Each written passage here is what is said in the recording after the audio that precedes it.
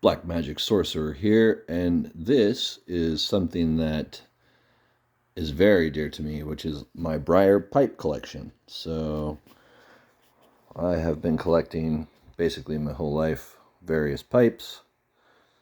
I have big stories behind a lot of them.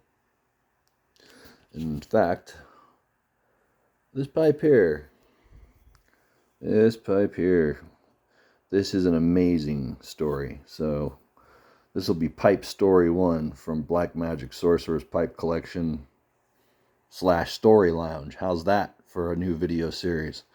This pipe, I did purchase it for around €70 in a shop in Amsterdam.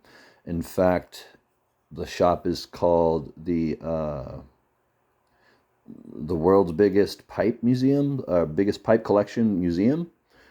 And I thought, well, my God, that's like, I'm dying to go to heaven, right? So my ex-wife grudgingly took me to the pipe shop, which we had to go a great distance by bus, train, and then on bike to finally get to this pipe shop in the middle of Amsterdam.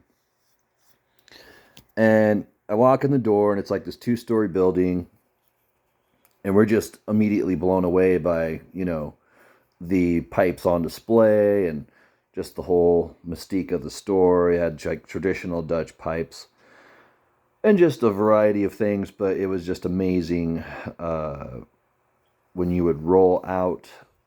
He opened up these drawers that were velvet lined. Let's see, I got some velvet right here, as a matter of fact. Velvet lined drawers that were full of very expensive high-end pipes, and they were laying in drawers made of this stuff. So it was elegant, it was awesome. So I say to the guy, hey, I came all the way from the United States to see your pipe shop, and he immediately stops. And my wife tells him in Dutch, what was up, and he says, I'll be with you right away. So he took me on a tour, and he actually brought me behind kind of like a special area and showed me some historical pipes. And be damned if I don't have any pictures of it. It was amazing. I think one of them I held was a couple of 100 years old. It was a really, really ancient piece of clay pipe. But this is a clay pipe, but it's fired clay, so it's a lot like a coffee cup material. It's also extremely rare item because this is one of the few pipes that you can smoke, and it will not really get that hot, because unlike briar wood, somehow it's just perfect. It's like a coffee mug. You can have scalding hot coffee in a mug and it won't get you burned. You can have your hand right around it. It's warm.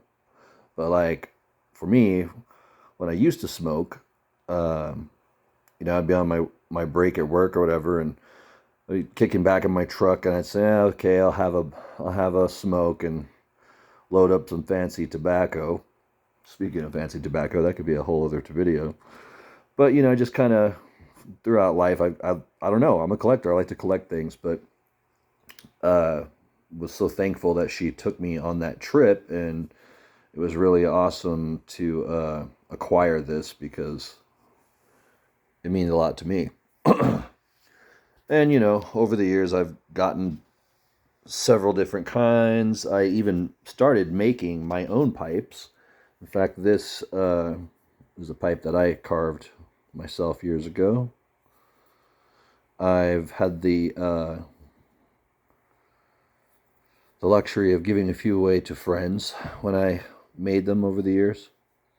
You can see my craft wasn't exactly perfect, but I wanted a big pipe, because I kept seeing these videos with these massive apple-sized pipes. So there you go. If you want to make Black Magic Sorcerer happy, if you live out of the United States and you're around old-fashioned pipe shops, and you happen to run into some rare briar,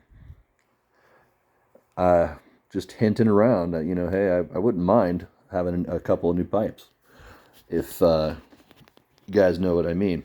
And you know, pipes, you can find them damn near anywhere. I mean, if you run into a thrift store and you know, you can buy a cheap Dr. Grable pipe, but these pipes are pretty high end. So just as an example, a good friend of mine carved this pipe, and the quality and everything of this pipe at a pipe shop, just with the work he did to it, would probably be a $500 or $600 pipe. That's how ridiculous. And then it's funny because they judge them based on the grain. So if there's any little flaw or anything, you see like right there, there's a little imperfection there, like there's something in the wood. But he went all out, man, and he really did a great job. He even engraved his wood. I just couldn't ask for more in a pipe. And this is probably next to my calabash, my second favorite pipe. I just love it. So, you know, every pipe has a story, and I don't want to make a hour-long video about a pipe fest, but I had them out, and I was thinking about what to do with them or how to display them and stuff, and I thought, you know, wizards of old and, well, pretty much most magicians seemed like they really liked to smoke, either tobacco or other smoky things. So I guess it's just something we like to do. I think you know, smoking is a very contemplative art. Before it became an addiction and cigarettes became so packed full of chemicals and bullshit, you know, having a smoke was to sit down and unwind for a couple minutes and contemplate the problems in life and solve things over your little 20-30 minute smoke, you know? And it's the same with cigars. It's was designed to relieve the stress and pressure of the day. You know, I just love the way the English live. You know, back in the day, I'm sure it's not that way now, or maybe it is, I don't know. But you had tea time like every 2 hours. So it's just like every time you turn around, you're taking a break and smoking your pipe and drinking your tea, and they make it a point for you to slow the fuck down. And my culture in America, we're the opposite. We're basically fucking speed freaks. We basically run and live off of caffeine and other very cheap substances like sugar and salt and junk food, and we love it. I don't know why. For whatever reason, we've embraced the horrible things of our culture, and we're still continuing to embrace them. You know, I think in just my neighborhood alone, we probably have 10 or 20 fried chicken places. You know, fried chicken's probably the worst thing for someone with high blood pressure. And, you know, at some point you realize, oh, wow, I'm going to have to start eating like a rabbit again. But whatever. So it crossed my mind. So to avoid cravings for other food, that maybe I'll start taking up the flavored tobaccos again and, you know, force myself to sit my ass down and start reading some of these books that I need to finish and just slow down and have fun and be a child for once. So, Black Magic Sorcerer here. Just want to thank you guys. We're getting so close to the 500 subscriber. It's pretty amazing. I've met some amazing people. Never thought it would be this big of a deal that 500 people would subscribe and want to follow my channel, but it means a lot to me. So if you guys need anything from me, you know how to reach out to me now. I think my email is embedded in my videos. So, hey, let's do this again sometime. Black Magic Sorcerer out. Dark blessings.